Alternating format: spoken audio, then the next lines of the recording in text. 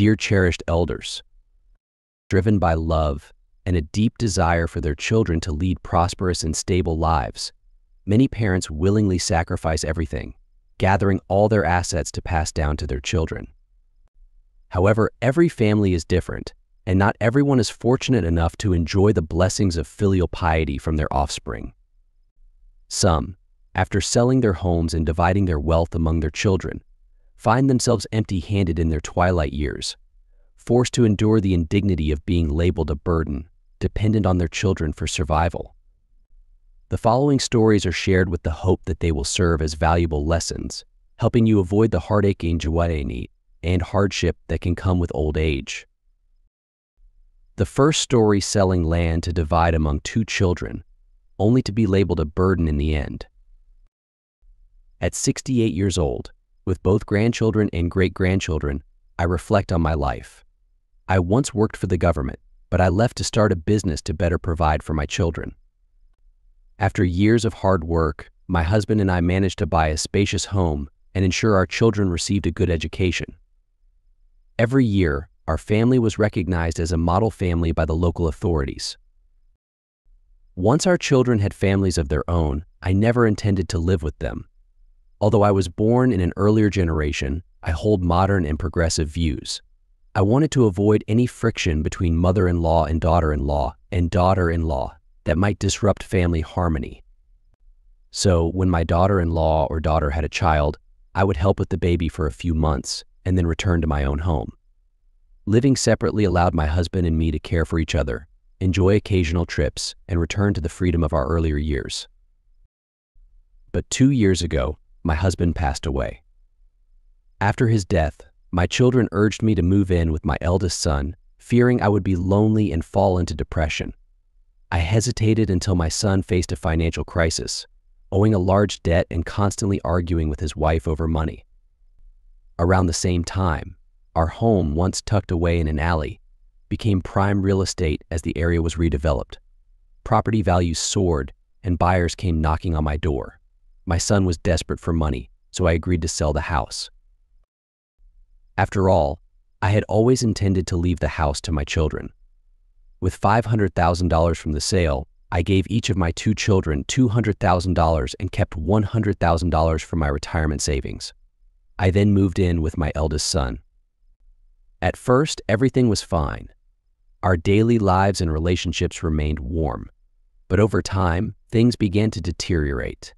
My son managed to pay off the $200,000 bank loan, but still owed over $100,000 to other creditors. My daughter-in-law sweetly asked to borrow the remaining money from my savings, promising to repay it in 2 years. That money was meant for my old age, so I hesitated. On days when she asked for money, my daughter-in-law would be particularly attentive, bringing me delicious meals and fresh fruit. But when I agreed to lend only half of what she asked, her demeanor changed abruptly, and she accused me of being stingy. When I confided in my son about her hurtful words, instead of comforting me, he scolded, "You must have done something to upset her." Complaining only adds to my stress when I'm already overwhelmed seeing my son take his wife's side. I silently endured my sadness. My daughter lived far away and was too busy with her 3 children for me to burden her. Now, my savings are down to just $50,000. Living with my children has become stifling and uncomfortable, so I decided to look for a quality nursing home where I could spend my final years. Through a friend, I found one that met all my needs.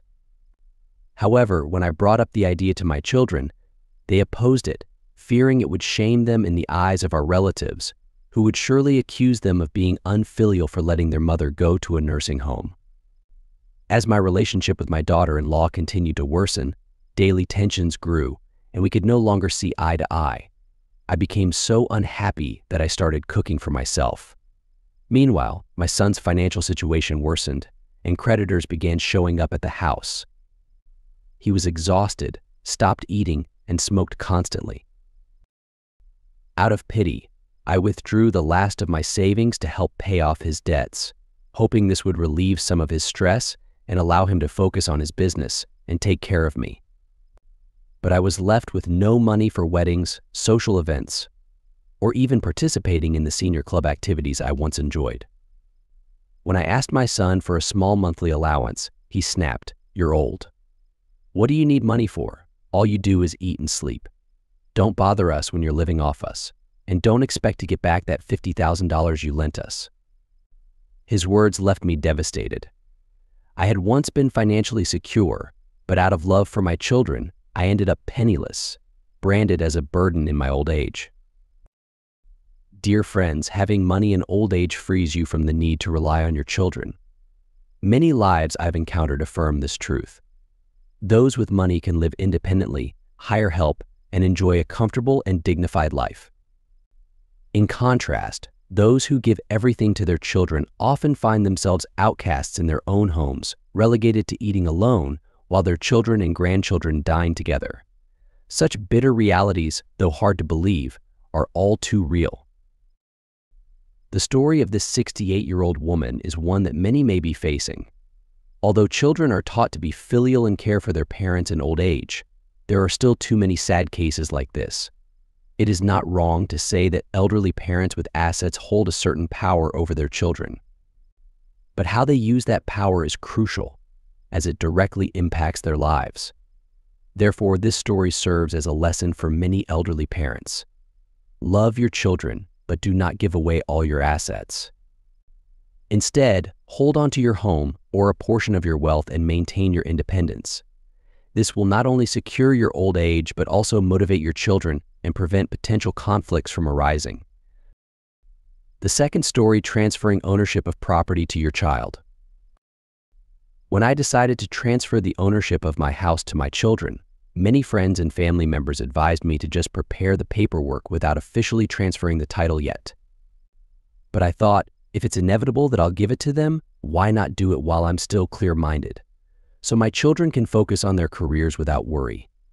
My husband passed away early, leaving behind our home and 2 small plots of land as our joint property. Since I planned to live with my eldest son and his family, I transferred the house, our most valuable asset, to them, trusting that they would honor our traditions and take care of me in my old age. My 2 younger sons received the remaining plots of land. When I made this decision, I told my children that I wouldn't keep anything for myself and that they would need to take responsibility for me in the future. They all happily agreed and promised to look after me with unity and care. However, reality turned out differently. Before I gave them the property, they would regularly check on me and ask about my well-being. But after I handed everything over, their concern faded and they grew distant. I initially lived with my eldest son. At first, he and his wife were kind and attentive, but over time, their attitude changed and they became openly resentful. When I fell ill, they didn't even ask how I was feeling, let alone take care of me. The pain of living with my eldest son was too much, so I moved in with my younger sons, but the situation was no better. They resented the fact that I had given the more valuable property to their older brother and believed that it was his responsibility to care for me, not theirs. The harsh words of one son brought me to tears. For months now, I've been shuffling between the homes of my 3 sons, my life completely upended. Although I am their mother, I now feel like a stranger in my own family. I've realized my mistake. The tears of a mother always flow downward, never upward. In my love for my children, I forgot to think of my own future. Now I've put myself in a position of dependency, with no way out, as I have given away all my assets and have no pension to fall back on. Dear friends, there's a saying that goes, having money in your pocket saves your children from unnecessary trouble. It's true, having money allows us to take care of ourselves. The greatest love parents can show their children is to ensure they won't need to care for us in our old age. If we fall ill and our children are too busy to look after us, having money allows us to hire the help we need. In old age, money and assets are our strength. So, if you have property, hold on to it to ensure your own well-being first, and only then think about what to leave your children. The distribution of assets should be carefully considered, never giving everything away and leaving yourself vulnerable. Many parents, after transferring their property to their children, find themselves losing their standing in their own families. The truth is, If you have a stable income, whether from a pension, side job, or other sources, or if you retain control over your assets, it allows you to maintain your position in the family and community. Some elderly parents even confess that once they've given everything away, they lose their voice and become dependent on their children, unable to speak up for themselves. No one can escape old age, but to ensure a peaceful, respected, and cared for retirement, we must be wise and plan carefully. I've come to believe in the saying, the greatest power of the elderly is their assets. This is a profound truth, so start preparing for old age while you're still young. Don't wait until it's too late, inadvertently setting up your children to be seen as ungrateful. Every family is different, with its own unique circumstances, so there's no one-size-fits-all solution for ensuring both material and emotional security in old age. However, having your own property, pension, or income stream to ensure you're not entirely dependent on your children is something every elderly person should consider. No matter how much you love your children, don't give everything away and risk putting yourself in a position of dependency and vulnerability. Part 2: The 5 greatest mistakes in life to avoid. In the journey of life, it's easy to stumble upon obstacles that can derail us from achieving true happiness and fulfillment. Have you ever wondered what might be holding you back from living your best life? Imagine if you could sidestep the common pitfalls that many people unknowingly fall into. In this eye-opening exploration, we unveil the 5 greatest mistakes in life that often go unnoticed yet have the power to shape your destiny. Embrace the opportunity to transform your life by learning how to avoid these traps and unlock the door to a future filled with purpose, joy, and vitality. 1. Earning money at the cost of health. The passage underscores a powerful and timeless message: health should always be our foremost priority. In the relentless pursuit of financial success, many individuals fall into the trap of sacrificing their well-being, only to later find themselves spending their hard-earned wealth on regaining the health they neglected. This paradox highlights a profound truth: without health, even the most substantial fortune loses its value and significance. Imagine the heartache of reaching the pinnacle of your career, only to realize that the long hours, stress, and neglect have taken a toll on your body and spirit.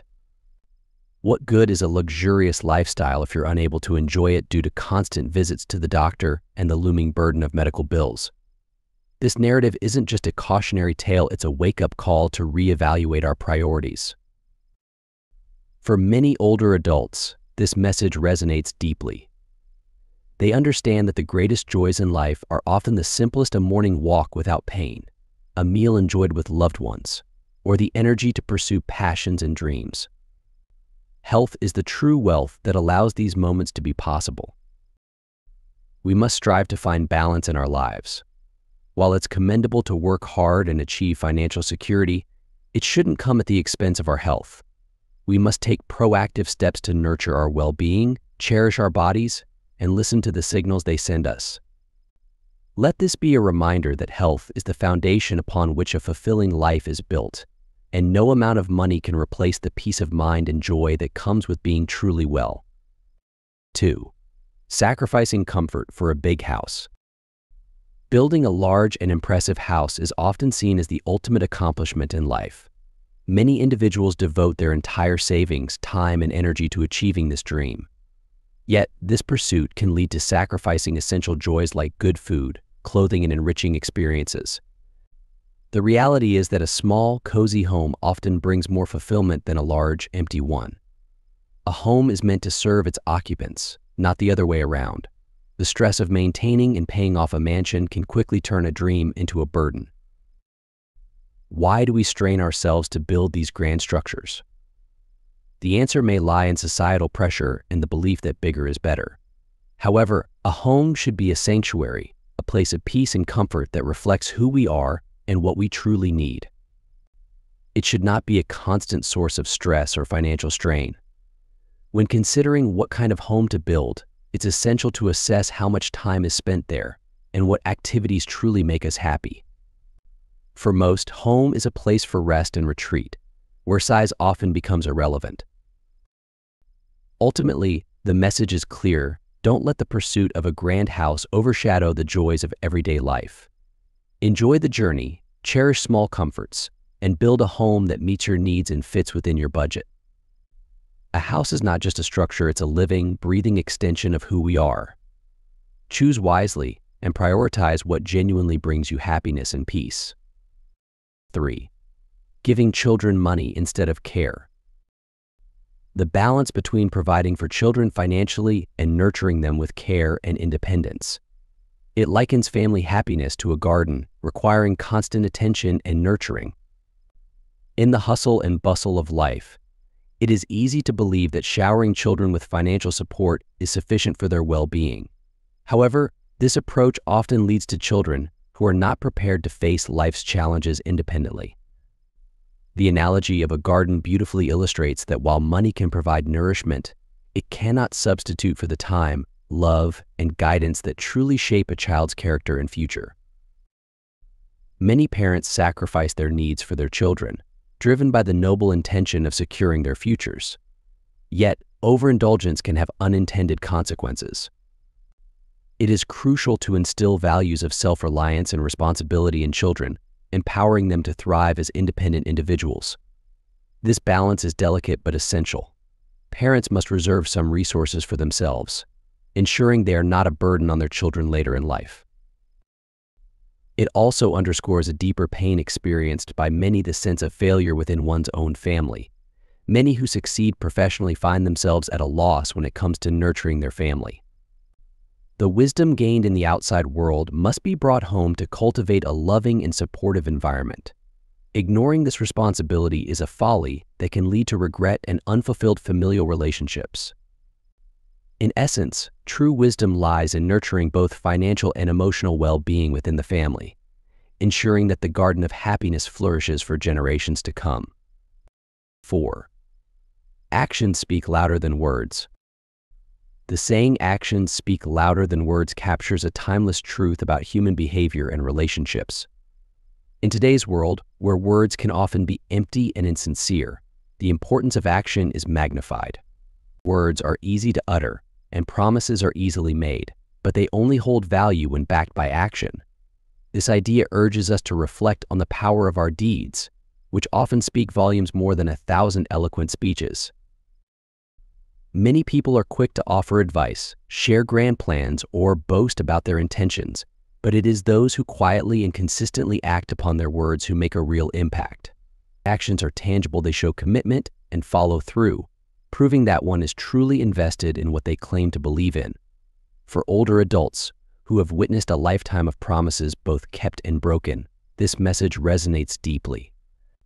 It serves as a reminder that wisdom is not just about knowing what to say, but also about knowing when to act.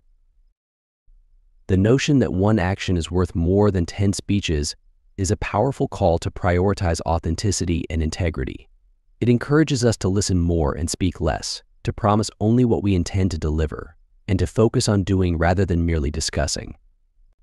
In a society that often values appearances and rhetoric, this emphasis on action challenges us to be genuine, to transform intentions into reality, and to lead by example. It invites us to build trust through consistent, meaningful actions, which ultimately define our character far more than words ever could. 5. The higher you climb, the lonelier it gets. The essence of leadership, as captured in the adage "the higher you climb, the lonelier it gets," is a profound reflection on the burdens and sacrifices that accompany power and responsibility. As individuals ascend to higher positions of authority, they inevitably encounter a solitude that few can comprehend.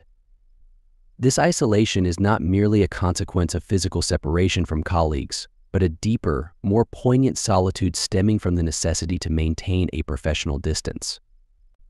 This distance is crucial for effective governance and discipline, yet it often feels like an invisible barrier between the leader and their team. Many enter the workforce with dreams of a leader who is not just a boss but a friend.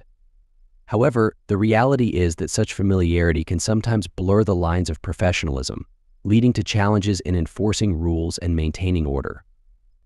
A leader must navigate the delicate balance between empathy and authority, understanding that their role is akin to that of a ship's captain, whose primary focus must be the safety and success of the vessel and its crew, even at the expense of personal desires or friendships.